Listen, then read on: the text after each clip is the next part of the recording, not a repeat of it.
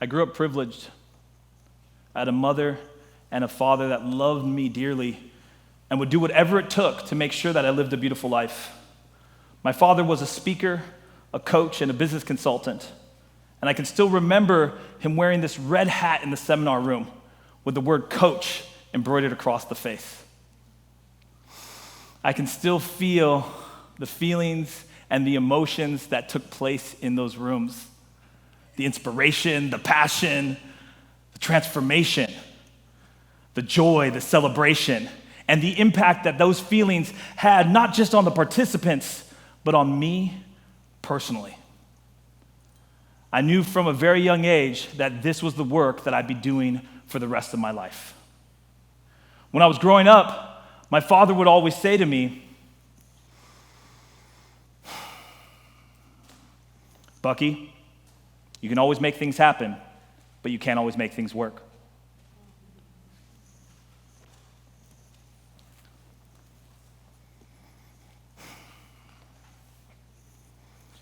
It's the night of my first wedding.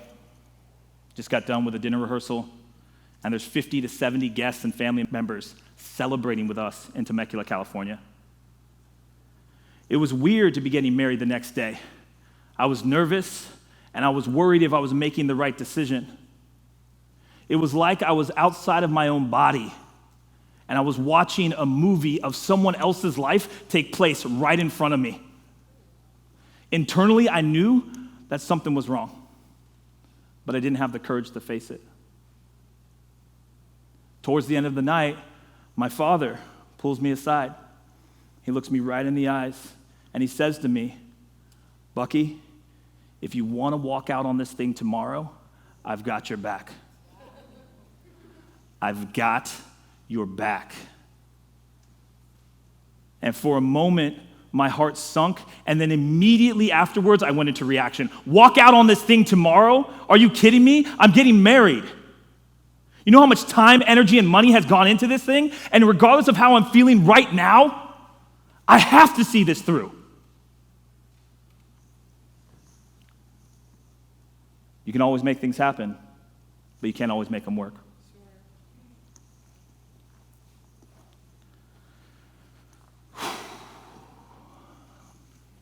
7 years later, I'm in an empty house in San Diego, California. I just dropped off the rings and a note on the dresser of my soon-to-be ex-wife. After 6 years of trying to make it happen, after 6 years of ups and downs, trying to make it work, compromise and sacrifice, I'm 12 months in to the separation, and I'm filing for divorce. From a relationship and a marriage that in hindsight I knew was never going to work. I finally surrendered. And I allowed the direction in which my life was taking me to unfold. And emotionally and mentally, it was probably the most painful and confusing thing that I've ever done in my life.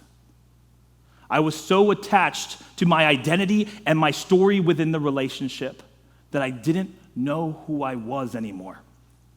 And it was at that moment that I said to myself, never again. Never again will I compromise who I am and what I value and what I love for anyone, anything, or any situation. And in fact, what would it look like for me to level up in all the areas of my life? A new standard, a new vision, and a new focus. You can always make things happen, but you can't always make them work.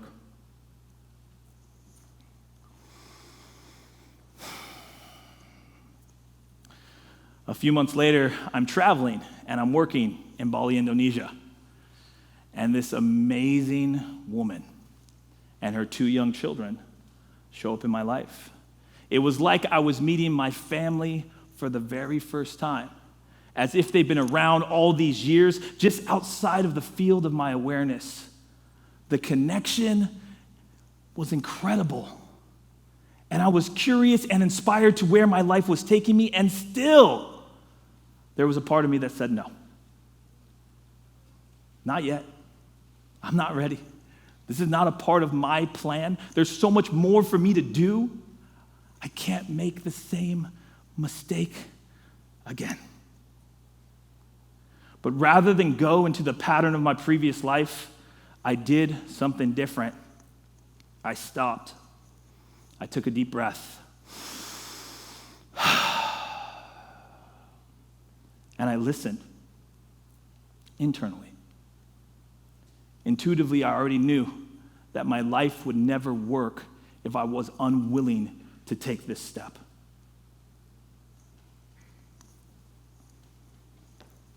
You can always make things happen, but you can't always make things work.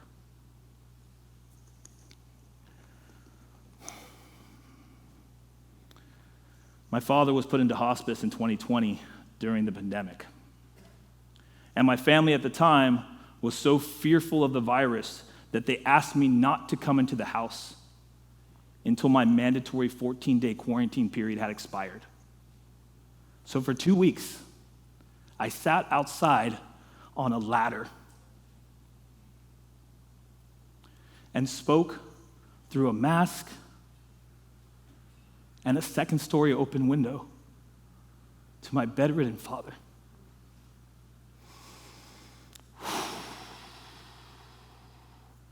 And there was a lot going on for me emotionally. I was angry. I was frustrated. I was sad. I was confused. I was in disbelief. My entire world was turning upside down. And I couldn't do anything about it. During that time, my father shared with me, I know I'm here. I know I'm sick. I know why God has put me in this place. It's because I haven't been doing the work that I am meant for.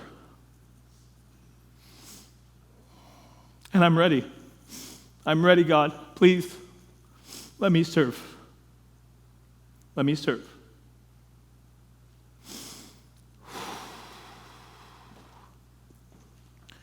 You can always make things happen, but you can't always make things work.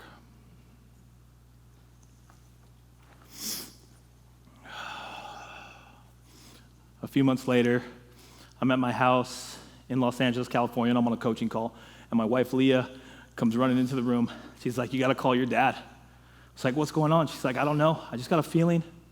For the next 2 hours on Zoom and on FaceTime, I watched my father transition.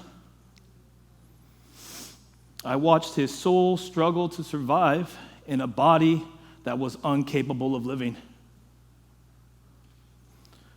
And after he passed, I sat with his body for about 2 hours. And if you've never seen a dead body before, it's a powerful realization on how precious life is and how little it is we know and understand when it comes to being who we are or the practice of truly living.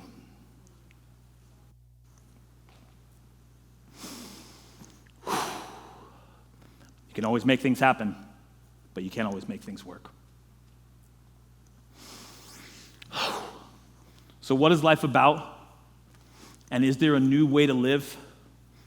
For years, I've been told by the leading experts in personal development and spiritual development that my life was what I make of it, and that my joy, my fulfillment, and my success was my responsibility. But what I quickly learned from the experiences of my life, that even my best plans, my best intentions, my best efforts didn't always work.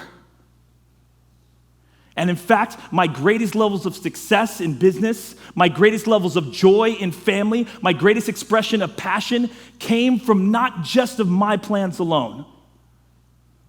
I was surrendering. I was aligning to something that was greater than myself. And in doing so, gaining access to something that was beautiful.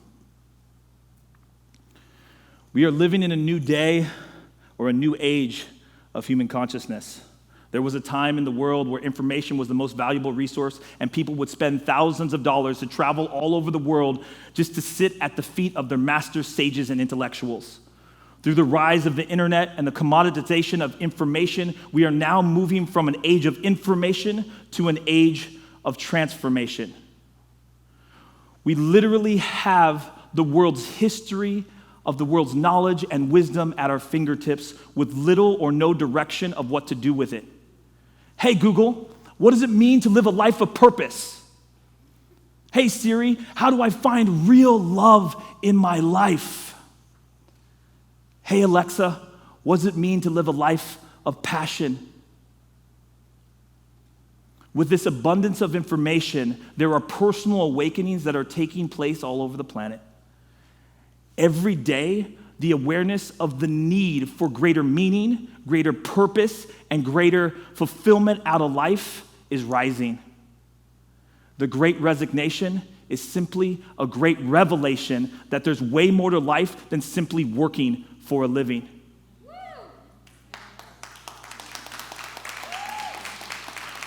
Over time, this age of transformation will transition to an age of enlightenment, where knowing is continuously superseded by doing, and doing is continuously superseded by becoming. And as a byproduct, new information, new life, a new way of living will be birthed onto humanity. And this idea and this process of human evolution to know, to do, and to become will continuously accelerate. Ultimately, the process of human evolution is about the embodiment and the embracing of higher frequencies. This is an image of the chakras. Raise your hand if you've seen an image like this before. Raise your hand if you've never seen an image like this before. This is a model of one of the oldest personal development systems and spiritual development systems. It is associated to the energetics of our body. In Western medicine, these points on the body they would describe as the endocrine system. These are where on the spine there is a collection of nerve endings. Part of what can happen as we go through life is that we meet different challenges, we meet different difficulties, and we can create distortion within our energy. And through specific practices and principles and exercises, we can return that energy to its original or optimal state. This is Maslow's hierarchy of needs, okay? This is littered throughout personal development and commonly used as a theory of human motivation and compared to what it means for growth as a human. If you take a look at this, human evolution really starts with basic needs, physiological needs, food, water, warmth, and rest, security needs, security and safety. It then evolves into psychological needs, belonging, love, intimate friendships and relationships, esteem needs, prestige, feeling of accomplishment, and then finally, the latter, self-fulfillment needs, self-actualization, achieving one's full potential, including creative and expressive activities. This is a map of consciousness developed by David R. Hawkins. It looks at human evolution or the consciousness of humanity from the comparison to emotional states and then measures the frequency of those emotions. The lowest state being shame with a frequency of 20, going into guilt and apathy, grief and fear, desire, anger, pride, courage, neutrality, willingness, acceptance, reason, love, joy, peace, and finally, enlightenment. Notice the frequency in which increases as your consciousness also increases. Here's a map of all three together. Notice what you noticed. Here's a graph that demonstrates the relationship with personal and spiritual development and the need for higher energetic frequency. As you evolve personally, as you move forward spiritually, so does rise your energetic frequency. Raise your hand if you've ever heard of quantum mechanics before. Quantum mechanics, great. Quantum mechanics is the study of matter at the atomic and subatomic level, and specifically the influence of the frequency of your thoughts and the frequency on your emotions in the creation, the physical creation of your reality. Take it a step deeper into many worlds interpretation. Many worlds interpretation is a theory within quantum mechanics that states that there are many worlds and reality that are existing in real time and space as our own. The thing that you have to understand about frequency is that frequency is not just a wave, it's information. Every device that you use, whether that's your phone, your computer, your radio, your television, is operated on frequency. And that movie that you watched last night on Netflix, where you could fast forward and rewind, that's not a tape. That's a frequency that information is on. We can leave that there. I say all that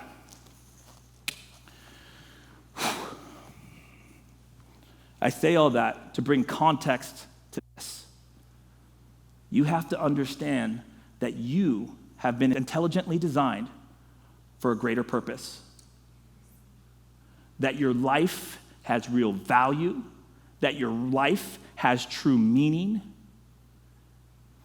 and that the feelings that you have, that there's more to life and relationship than what you're currently feeling today, are accurate. But you'll never get to fully realize that truth inside the creation and the manifestation of your plans alone. Imagine that every single day it was your job as a human being to wake up and do things that allowed you to feel amazing. Time in nature, time with your family, expressing your passion, doing the things that you've loved. Ask yourself, what are the things that when I do them, I can't help but feel incredible?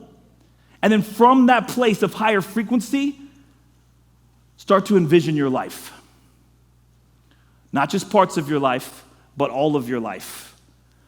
What does your vision look like mentally, emotionally, financially, spiritually? What do you want your family to look like? What do you envision for your body and your health and your vitality and your energy, your purpose, your meaning? What do you envision for your life? And at the end of that task, you'll have a long list of inspired accomplishments and things. The house, the car, the relationship, the promotion, the feelings, the energy, the purpose. But don't get so caught up with the things. Ask yourself, what is the emotion or the frequency that those things represent? And rather than making a plan to go achieve those things, also examine your life and ask yourself, where in my life are the most readily available actions for me to feel the emotions and frequencies in which I seek? In doing so, you will gain access to a wave of information, a wave of inspiration, a wave of insight that will birth new ideas, new actions, new inspirations, new visions onto you. Have relentless courage and faith, and understand that you are on a journey of unfolding this invisible path. Know that there is going to be times where it's emotionally painful and mentally challenging, and understand that embracing a new philosophy of living requires you to let go of your old patterns of control.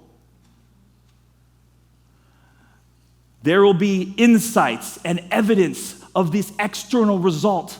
There will be internal resonances that start to come onto you, and you'll know that your life and business and relationship are transpiring for the better. If you can do so, you give yourself the opportunity to live a life, a business, a relationship that is so incredible, so juicy, so abundant, so fulfilling, so much love, so much passion, that in hindsight, in the reflection of your life, you will look back and you say, there was no way that I could have created that by myself. I've aligned to a higher frequency and therefore an entire intelligence. And thank you for allowing me to express and to live in this way, in this celebration of life. What an incredible way to live. A beautiful ride, Why struggle when you've been born to thrive? Because at the end of your days, like my late great father used to always say to me, you can always make it happen, but you can't always make it work. Thank you.